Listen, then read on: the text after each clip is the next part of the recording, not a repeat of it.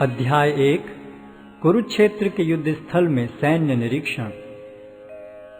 धृतराष्ट्र ने कहा, हे संजय, धर्मभूमि कुरुक्षेत्र में युद्ध की इच्छा से एकत्र हुए मेरे तथा पांडु के पुत्रों ने क्या किया? संजय ने कहा, हे राजन, पांडु पुत्रों द्वारा सेना की व्यूह रचना देखकर राजा दुर्योधन अपने गुरु के पास गया और उसने ये शब्द कहे, हे आचार्य, पांडु पुत्रों की विशाल सेना को देखें, जिसे आपके बुद्धिमान शिष्य द्रुपद के पुत्र ने इतने कौशल से व्यवस्थित किया है। इस सेना में भीम तथा अर्जुन के समान युद्ध करने वाले अनेक वीर धनुर्धर हैं, यथा महारथी युयुधान, विराट तथा द्रुपद।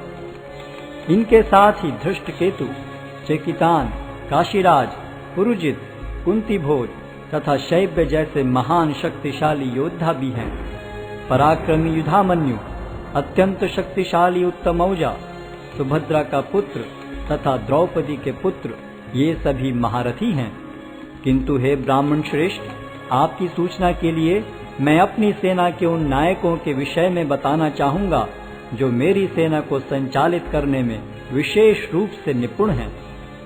मेरी सेना में स्वयं आप, भीष्म, कर्ण, कृपाचार्य, अश्वत्थामा, विकर्ण तथा सोमदत्त का पुत्र भूरिश्रवा आदि हैं, जो युद्ध में सदैव विजयी रहे हैं। ऐसे अनेक वीर भी हैं जो मेरे लिए अपना जीवन त्याग करने के लिए उद्यत हैं। वे विविध प्रकार के हथियारों से सुसज्जित हैं और युद्ध विद्या में निपुण हैं। हमारी शक्ति अपरिमेय है और हम सब पितामह द्वारा भली भांति संरक्षित हैं, जबकि पांडवों की शक्ति भीम द्वारा भली भांति संरक्षित होकर भी सीमित है। अतएव सैन्य व्यूह में अपने अपने मोर्चों पर खड़े रहकर आप सभी भीष्म पितामह को पूरी सहायता दें। तब कुरुवंश के वयोवृद्ध परम प्रतापी एवं वृद्ध पितामह ने सिंह गर्जन की ध्वनि करने वाले अपने शंख को उच्च स्वर में बजाया, जिससे दुर्योधन को हर्ष हुआ। तत्पश्चात शंख, नगाड़े, बिगुल, तुरही तथा सिंह सहसा एक साथ बज उठे। वह समवेत स्वर अत्यंत कोलाहलपूर्ण था। दूसरी ओर से श्वेत घोड़ों द्वारा खींचे जाने वाले विशाल रथ पर आसीन कृष्ण तथा अर्जुन ने अपने अपने दिव्य शंख बजाए। भगवान कृष्ण ने अपना पांचजन्य शंख बजाया, अर्जुन ने देवदत्त शंख तथा अति भौजी एवं अति मानवीय कार्य करने वाले भीम ने पौंड्र नामक भयंकर शंख बजाया। हे राजन, कुंती पुत्र राजा युधिष्ठिर ने अपना अनंत विजय नामक शंख बजाया तथा नकुल और सहदेव ने सुघोष एवं मणिपुष्पक शंख बजाए। महान धनुर्धर काशीराज, परम योद्धा शिखंडी, धृष्टद्युम्न, विराट, अजय सात्यकी, द्रुपद, द्रौपदी के पुत्र तथा सुभद्रा के महाबाहु पुत्र आदि सबों ने अपने अपने शंख बजाए। इन विभिन्न शंखों की ध्वनि कोलाहल पूर्ण बन गई, जो आकाश तथा पृथ्वी को शब्दायमान करती हुई धृतराष्ट्र के पुत्रों के हृदय को विदीर्ण करने लगी। उस समय हनुमान से अंकित ध्वजा लगे रथ पर आसीन पांडु पुत्र अर्जुन अपना धनुष उठाकर तीर चलाने के लिए उद्यत हुआ।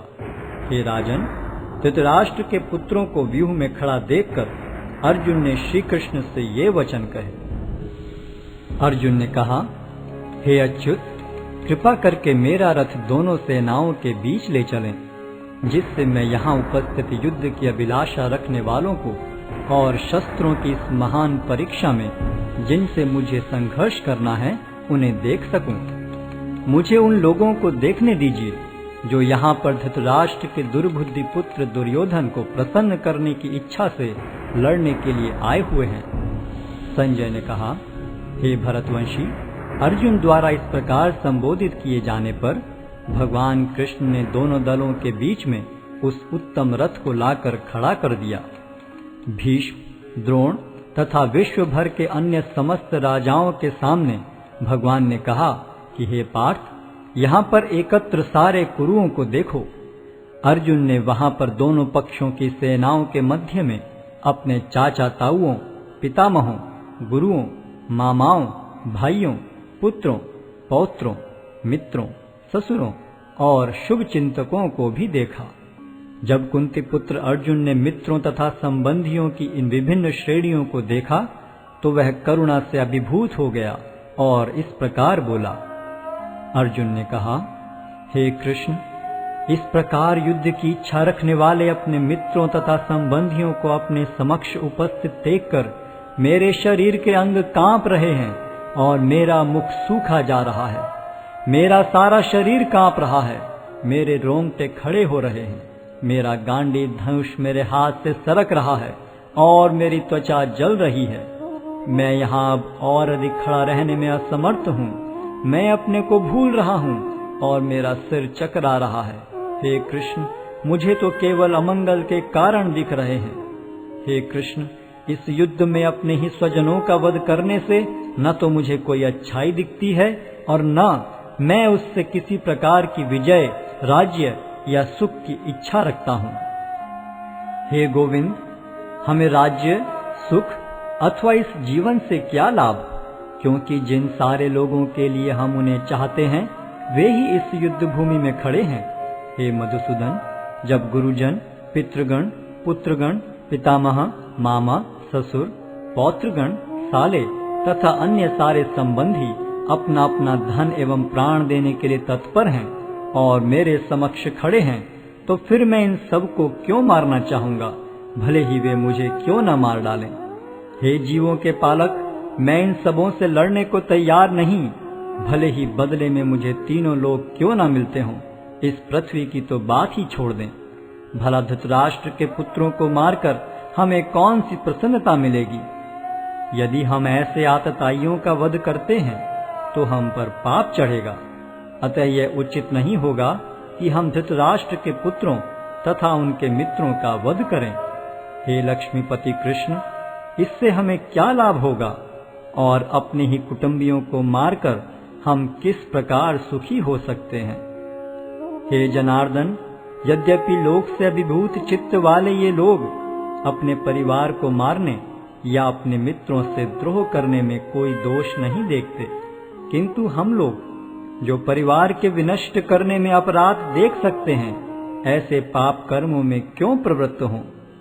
कुल का नाश होने पर सनातन कुल परंपरा नष्ट हो जाती है और इस तरह शेष कुल भी अधर्म में प्रवृत्त हो जाता है। हे कृष्ण, जब कुल में अधर्म प्रमुख हो जाता है तो कुल की स्त्रियां दूषित हो जाती हैं और स्त्रीत्व के पतन से हे वृष्णिवंशी अवांछित संतानें उत्पन्न होती हैं। अवांछित संतानों की वृद्धि से निश्चय ही परिवार के लिए तथा पारिवारिक परंपरा को विनष्ट करने वालों के लिए नारकीय जीवन उत्पन्न होता है। ऐसे पतित कुलों के पुरखे गिर जाते हैं, क्योंकि उन्हें जल तथा पिंडदान देने की क्रियाएं समाप्त हो जाती हैं। जो लोग कुल परंपरा को विनष्ट करते हैं और इस तरह अवांछित संतानों को जन्म देते हैं, उनके दुष्कर्मों से समस्त प्रकार की सामुदायिक योजनाएं तथा पारिवारिक कल्याण कार्य विनष्ट हो जाते हैं। हे प्रजापालक कृष्ण, मैंने गुरु परंपरा से सुना है कि जो लोग कुल धर्म का विनाश करते हैं वे सदैव नरक में वास करते हैं। ओह, कितने आश्चर्य की बात है कि हम सब जघन्य पाप कर्म करने के लिए उद्यत हो रहे हैं। राज्य सुख भोगने की इच्छा से प्रेरित होकर हम अपने ही संबंधियों को मारने पर तुले हैं।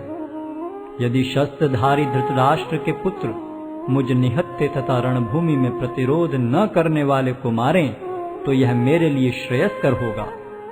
संजय ने कहा, युद्ध भूमि में इस प्रकार कहकर अर्जुन ने अपना धनुष तथा बाण एक ओर रख दिया और शोक संतप्त चित्त से रथ के आसन पर बैठ गया।